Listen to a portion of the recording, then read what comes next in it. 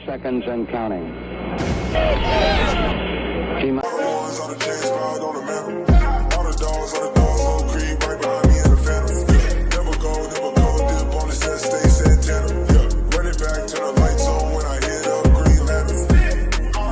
How's it going, everybody? Welcome back to another video. One of the hottest topics right now around Rockets social media has been the possibility of trading for the first overall pick. The Athletic recently releasing an article about the possibility of Detroit trading that #1 pick, and they listed 8 teams that could potentially do the deal, with the Houston Rockets being listed as one of those teams. What the Athletic is saying right now on the possibility of Detroit trading a the first overall pick, is that it would, quote, take an unreasonable offer for Troy Weaver, the general manager of the Pistons, to trade the first pick, and also trade the opportunity to get Cade Cunningham. But because of the possibility, they did list 8 potential trade packages for teams to trade them.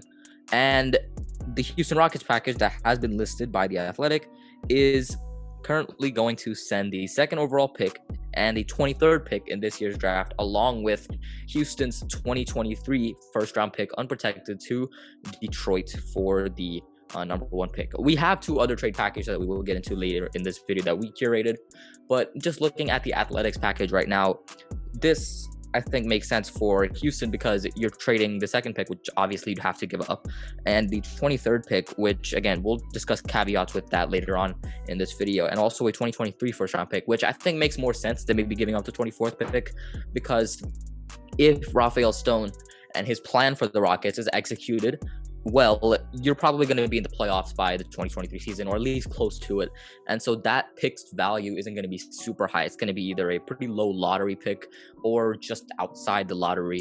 And so it's not as valuable, especially considering we don't know how good the 2023 class is going to be, as maybe the 24th pick in this year's draft, which is, this class is super deep. And so the value of this year's 24th pick versus, next or 2 years from now, the 16th, 18th, 20th pick is completely different. And I think just because of that, this trade package makes a lot of sense. But again, there are a lot of caveats to this deal, and we don't know how good we're going to be in 2023. But I think all in all, this package by the Athletic isn't terrible, but I would also not consider this my favorite package out of the 3 that we've brought up here. Yeah, and I think this also tells us a few things. It tells us that Stone has Cade as his #1 on his board, probably seeing how we're interested in trading for the #1 pick.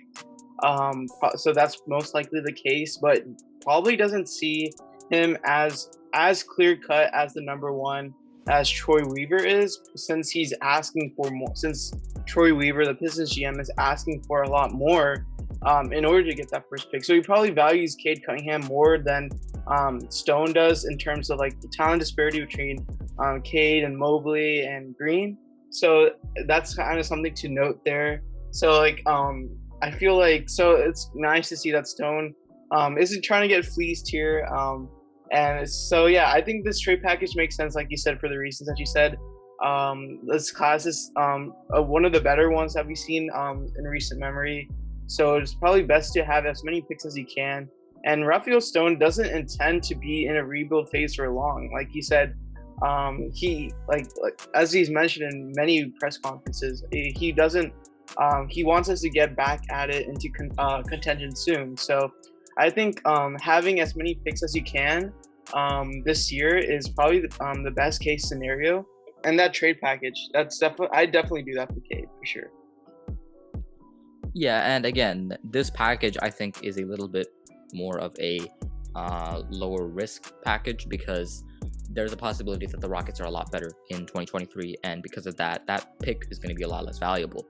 And again, whether you think that the Rockets 2023 pick is going to be super valuable or not that valuable, I think, in my opinion, the 24th pick in this year's draft is a lot more valuable than people think, because of the fact that, again, it's a super deep draft class, and there are guys later in the draft who still have pretty good potential as far as how good they can turn out to be. And I think we don't know how good the prospects are going to be in that 2023 class. Again, We know that there's Victor Wembanyama, who is one of the best prospects in a while. But besides that, we don't really know that much about the 2023 draft class. And because of that, we don't know if it's going to be good, if it's going to be bad. And so because of that, you don't really know, how good a pick in the mid lottery or the late lottery, or just outside the lottery, is going to be. And that makes it, I think, a little bit of a lower risk, in my opinion. But again, there's reasons to argue otherwise. There's reasons to argue that this is the best possible package. But in my opinion, this isn't, because of the fact that, this is a pick where I think I would rather give up a different package than this. But looking at the first package that we've brought up is a package that would basically send the second pick and Detroit's 2022 pick for the first pick. And this is basically us giving Detroit the chance to have their pick back and not worry about that pick falling to Houston. And I think that makes a lot of sense, because this is a Detroit rebuilding team that next year they're not going to be super great, right? They're still going to be in, the first year of a fresh rebuild. And because of that, I think them having the insurance policy that they're going to have their pick next year is too great for them to pass up on. And I think that's what really makes this deal super attractive, is the fact that you're not going to have to worry about you're potentially losing your pick to Houston, who is another rebuilding team who could really use that pick. And you're basically, you get your own pick back, and you also get to beat out your competitor who also owns your pick. I think this is a deal that really does make a lot of sense for Detroit because of that insurance policy theory of them with this pick. Yeah, and I think that makes sense on Detroit. I think that's a better trade, obviously, on our end, and that Detroit pick does have some protections on it. So yeah, I think that's probably the best case scenario in this aspect. I just think that Detroit shouldn't be too greedy in a sense, because you're essentially getting the guy that you want, and we're in, like, the Rockets can offer the best package for Cade because we have the second pick compared to I guess the Cavaliers, where you have the third pick, but you can't really guarantee who you get. In a sense, you basically get whoever's remaining out of the big three, in a sense. But yeah, I think we're in the best position. Detroit shouldn't get too greedy, because with the second pick, you still get the guy you want and like an extra pick or more with that. So I feel like Detroit shouldn't extort us too much. But yeah, I guess that would be fair for both sides. Yeah, and again, the biggest draw to this package is the insurance policy that Detroit isn't going to lose their pick next year. And I think because of that, Detroit should be pretty intrigued in doing this deal. But this next trade package, which is the final trade package that we're going to be covering here, is the one that is my personal favorite. And it's basically us giving up the second pick, the 23rd pick, and the 24th pick for the first pick in this year's draft. And the reason why is not because straight up, but this is because of a caveat that I wanted to bring up in this video. Again, we have a video up about Eric Gordon potentially being traded to the Indiana Pacers for the 13th overall pick. Should that deal be done without us having to give up any firsts to Indiana from this year's draft, you're looking at the Rockets having 4 first-round picks this season before any potential trade. That would be the 2nd, the 13th, the 23rd, and the 24th. In this deal, you would be giving up 2, 23, and 24 to Detroit for number 1. That would give you the first pick and the 13th pick in this year's draft instead of 2, 23, and 24, which I think is a swap that I would be willing to make.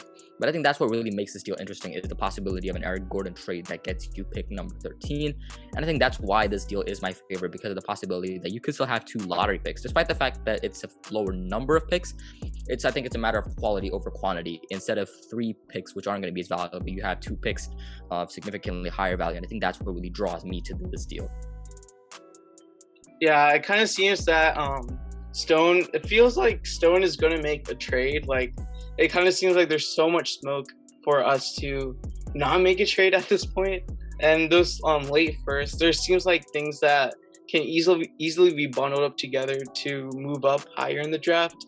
And who knows, we could bundle up, like, say 13, 23, 24 for maybe a pick in the top 8 or something, or something similar like that. That could also be a possibility.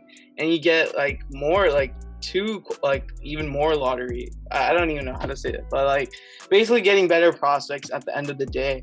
So I think there's so much flexibility you can go. There's so many avenues you can take. So I really like how we have all this flexibility going into this draft. And So it'll be crazy to see what happens in a few more weeks. And again, all of these trade packages are under the assumption that Rafael Stone is willing to give up this much for the first pick, and also that Troy Weaver is willing to trade the first pick. That none of those are guaranteed. And again, these are just three of the endless possible trade packages. The packages that we brought up did not involve trading any players, but there are trade packages that do involve trading players. And there are so many out there online and social media and news articles that you can see. And if you have any that you're interested in us talking about, let us know down in the comment section and we will talk about it there. Again, this is just speculation. None of this is guaranteed. And it's just fun to talk about as we, build up to the draft. All of these rumors, it's always interesting to talk about and see what could happen as we build up to the draft. Just under 20 days to go. So again, it's coming around the corner and it's coming up a lot faster than people think.